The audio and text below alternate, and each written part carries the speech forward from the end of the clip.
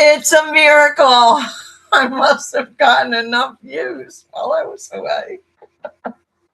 Thank you, thank you, thank you. I didn't feel like doing it on my phone today. Okay.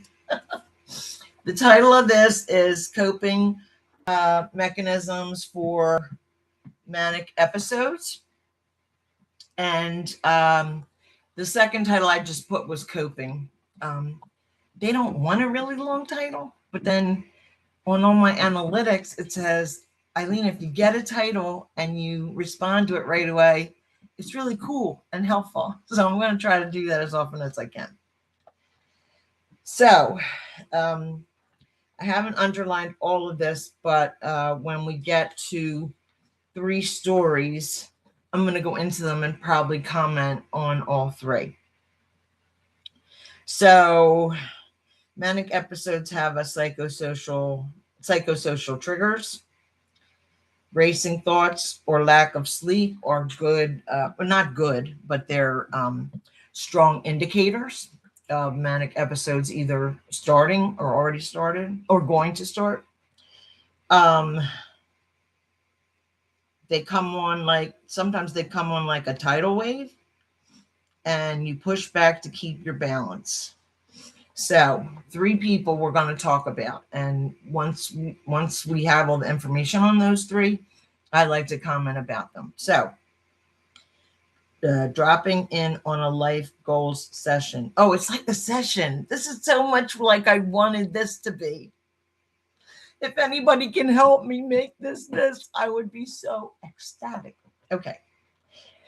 In a life goals program group session, the therapist asked members to share stories of how they have responded to having manic symptoms, what they thought, did, and felt. The variety of responses around the table amazed everyone. Jim said, when I start to feel racing or my sleep dips down to less than 4 hours per night, I take an extra Risperdal. Pete offered, I find myself pulling out the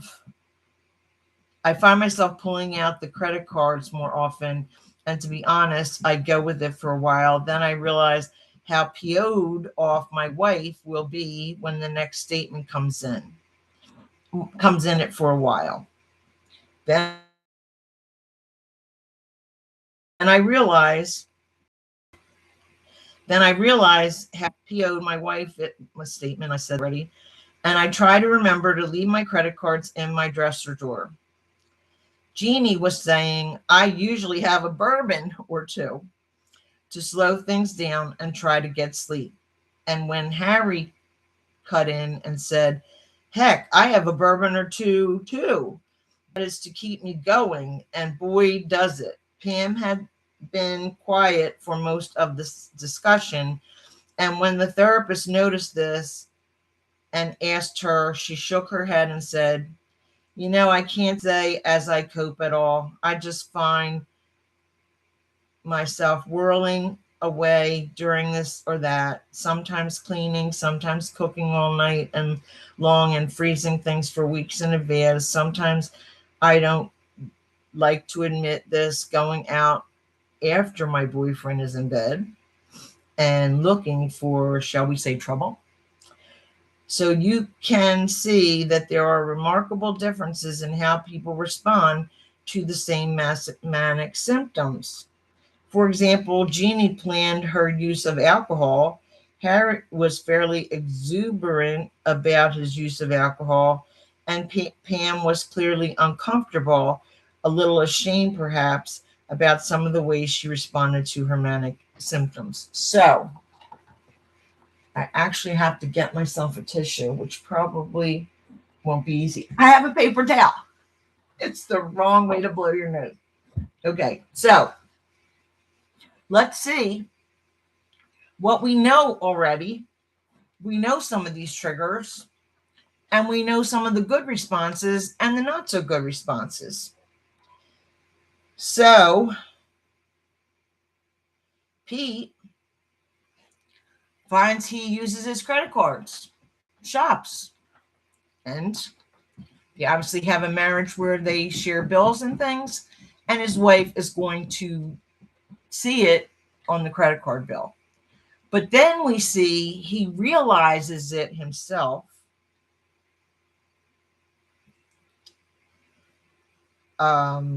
He says he takes an extra Resperdal, but that doesn't really help.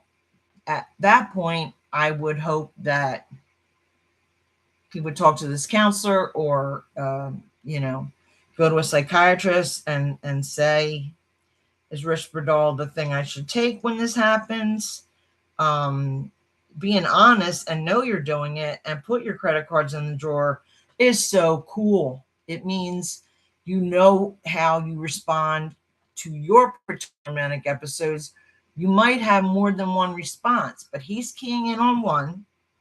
And then Jeannie is about having a bourbon or two to slow things down. Now, alcohol is a depressive substance. So if your thoughts are racing, it might slow them down, but it's not. It's not a good idea. It's not a good idea to self-medicate with medicines or alcohol or marijuana. We've talked about that before. So Jeannie needs to get to her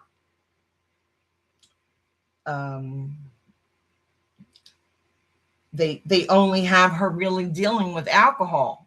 Not good. Now, I have said I was at a wedding thing on the weekend, and most psychiatrists, but you have to ask, you have to know where you are in terms of baseline, up or down.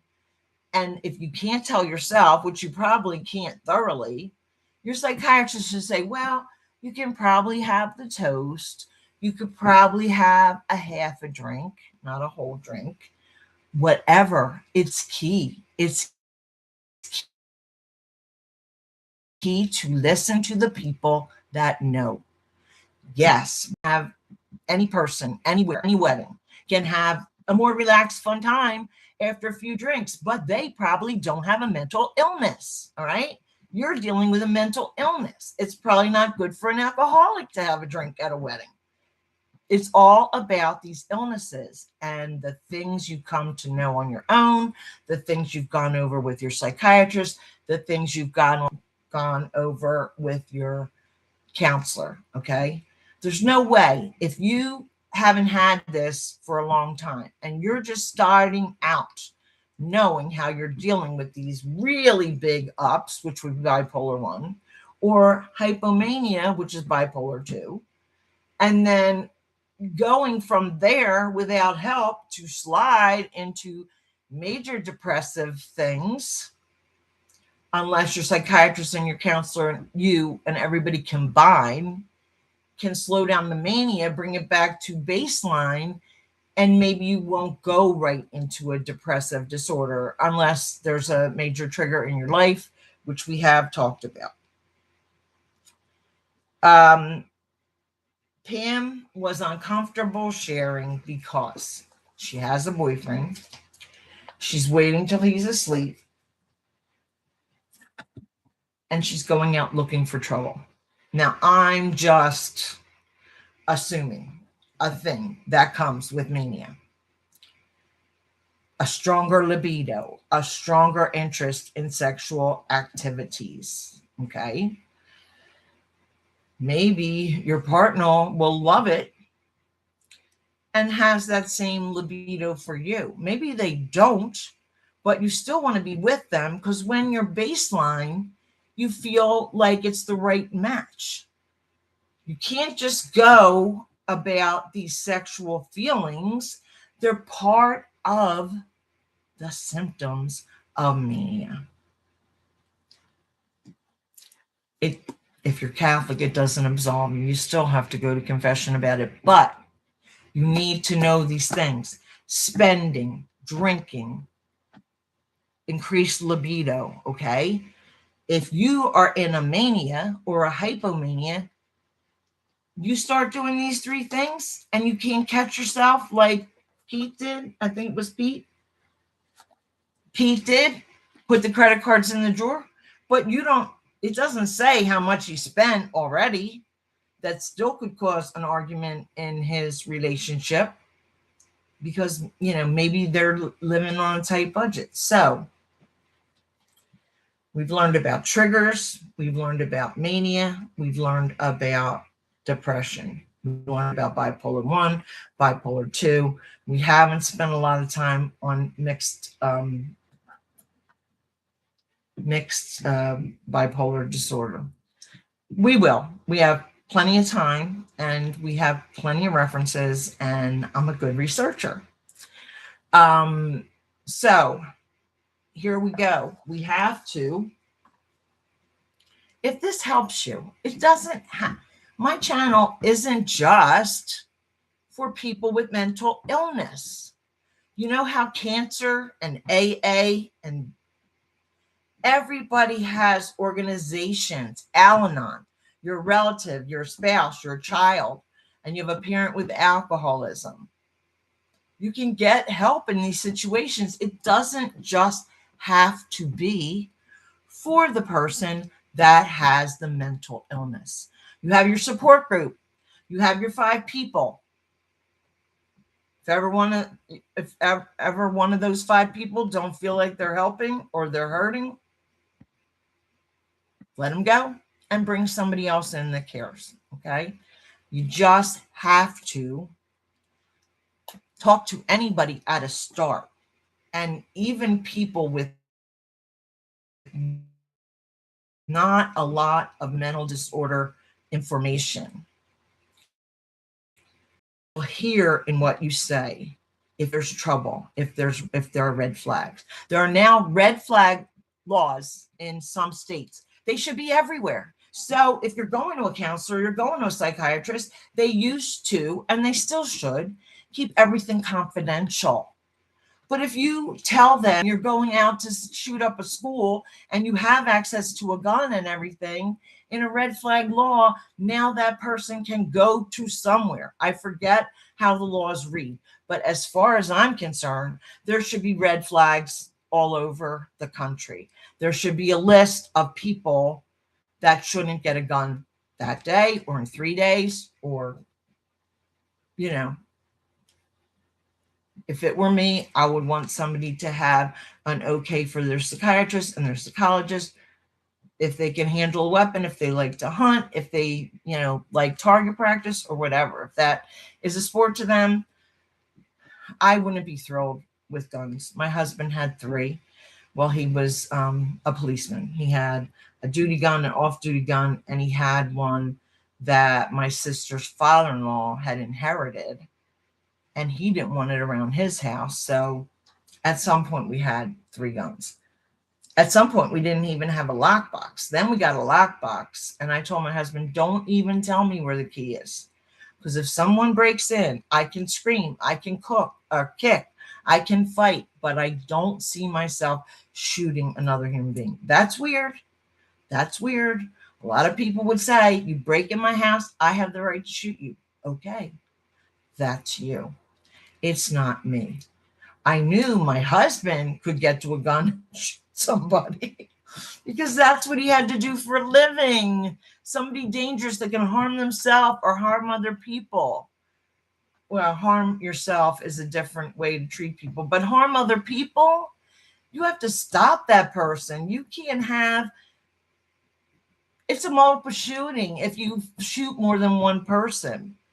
So somebody just told me there's already 600 mass shootings in the United States since the new year. That's January to April. And that doesn't have to be 20 killed, 14 killed. 2 killed. 2 killed is considered a mass shooting. Okay? Kill one person, it's a homicide. I don't understand all the laws. I just know the information that I have a kernel of, all the resources that I have, my inching into the other 4 illnesses that I studied. I studied therapies for them. I studied, how they present. And I want to share all that with you. I would love to set up something like a discussion where if it wasn't a counselor and somebody would permit me to do it, with a doctorate in education, but not a doctorate in psychology. That's what I would love this channel to be about. Right now, it's about the Dear Abby of mental illness, specifically bipolar disorder.